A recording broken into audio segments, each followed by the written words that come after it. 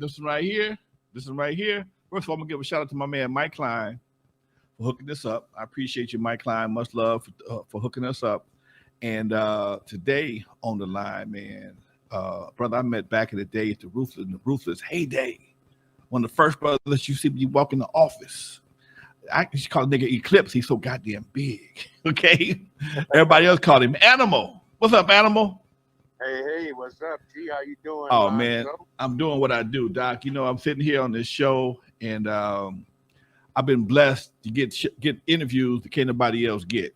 You know, and yeah, that's good, man. I'm glad you out there, man. This is one of them interviews for us, man, because niggas want to be heard sometime, you know. Yes, sir. Yes, sir. And I'm glad Mike hooked us up, and you making this happen. Now, my man's gonna be off camera, man. He's in the security business.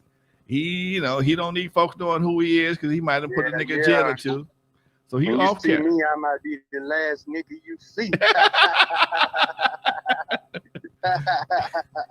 If the moon, if the sky just get dark for no reason, it's a broad daylight, you in trouble. You know it. It's a big animal. I done lost a lot of weight now, man.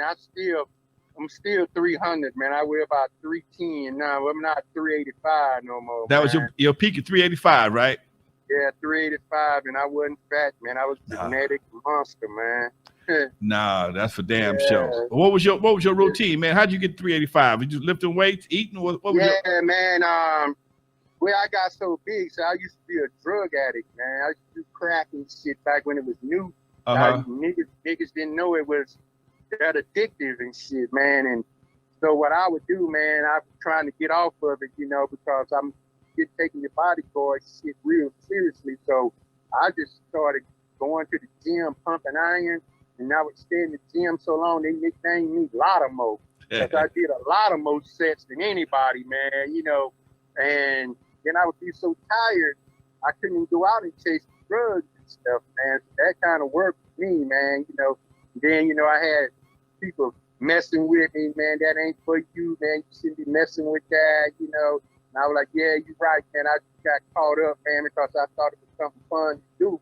I didn't know it was that addictive and shit, man. But I fought them demons, man. And I'm going to tell you like this here.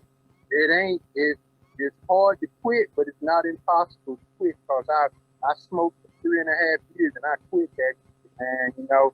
I fought that demon and I beat it by lifting weights. I started lifting weights in 1990. Okay. By 1995, I was the strongest motherfucker in Hollywood. Wow. Yeah, man. You know, and I for breakfast I always had 6 eggs, tuna fish, and rice and toast every morning. And then for lunch I would have chicken sandwiches, chicken salad, and for dinner I would eat steak, potatoes, and carrots. That's what I would eat. I would eat that every day, man.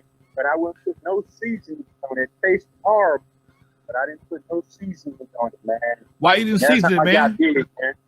Why you I never messed with steroids. I was accused of messing with steroids, but I never messed with that stuff, man. That stuff bad for you, man. Yeah, it make your nuts fall off. Listening, you mess with steroids, you're gonna look good for 5 years, but then after that, you're gonna have complications for the rest of your life. Believe that.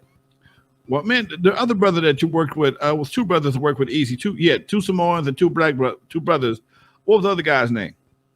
That was Big MD, my twin, man. Okay. Big M, his name is Mike, but Big his Mike. MD. Man. Yeah, Big Mike, man. Don't get him confused with Mike Klein, but yeah, Big Mike and Big Rob. And there was also a white boy with his two named Duke. We had a white boy with a tough ass white boy named Duke, man. It was actually 4 of us, man. One white boy. He bodyguarded for a rock and roll group called Rat. That's how I met him in the rock and roll world. Remember I told you. Okay. I'm from the rock and roll era, and I met Duke over there. And he said, I ain't scared of nobody, man. I'll come up there and fight with y'all. Join our squad, man. Wow. Dusty, shoot him. Hit him on a question, Dusty. I know you got something. Yeah. Nice to meet you, Animal. Thank you so much for joining our program. Man, you too. Nice to meet you guys, man. Yes. Now, when did you first meet Eazy-E, and what was your first impression of him? When I first met Eazy-E, man, it was like, me and my partner, Big Rob, we bouncing up in Hollywood, man. and we got good at it, man. There was some little magazine going around that about all the stuff going on in the rock and roll world. But they said if you come to Cat House in Bordello, don't fuck around because the 2 bouncers up there put something on your ass. That was me.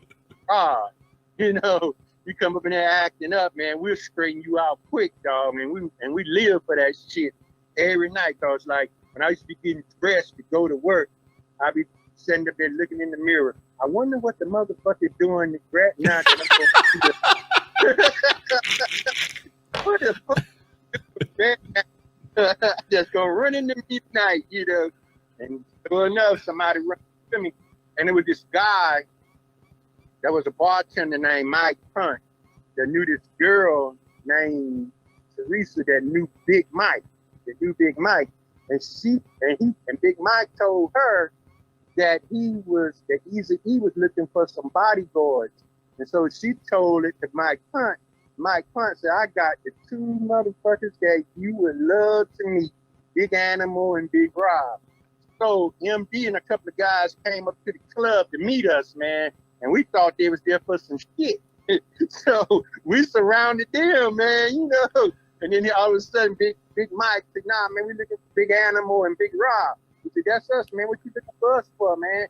Nah, man, we told that you guys want to be some bodyguards. That's how it happened, you know. It was bodyguard for who? It was like Eazy-E. I was like, man, don't be lying, man. Like, yeah, man, we roll with Eazy, man. He's looking for bodyguards, man. So they gave us the address to Ruthless, man, and told us to show up on Monday, man. So me and Big Rob went down there on Monday, man. And it's like, this is it, man. This Ruthless, man. Shoot. When we tried to get in, the damn door was locked. I was like, what kind of shit is this? The door is locked. So we bammed on the door and shit. And they said, who is it? And I said, Big Animal and Big Rob. They opened the door and stuff, said, we here to see Eazy like that. And all of a sudden, that little motherfucker came out the back, and there he was. I was little dude up inside of me, jumping up and down, man, because, you know, I've been beating boys in the hood, bumping that shit. Now, looking at the nigga that made it, man, you know, I was like, wow, he's bad. And then he just knew us by people describing us, said, you must be Big Rob, and you got to be Animal. I was like, yeah, man, that's us, man. And so he went over about how this guy named Suge was running up in his record company, man, taking the phones off the hook, shutting the business down. The girls can't answer the phones, no incoming calls or outcoming calls. And I need this shit to stop. And I was like, well, shit, man, you know, let the motherfucker come up in here when we up in here, man. We're stopping, you know, like that. And then Mike Klein showed up with Big MD that had us to come down there, man, you know. So then we met Mike Klein.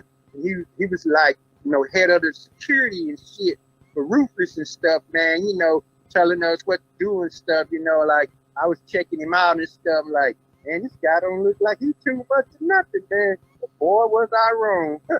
You know, he's like, this Mike Klein can box, he can fight, he can shoot, you know how, like a motherfucker shoot a target, you know, they go like, bang, bang, bang, you know, and they're like, hit the bullseye. Mike Klein go, bang, bang, bang, bang, bang. Bullseye every time.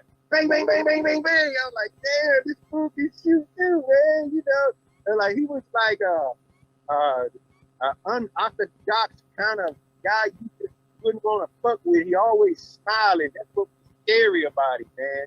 He was always smiling, but he was very serious, man.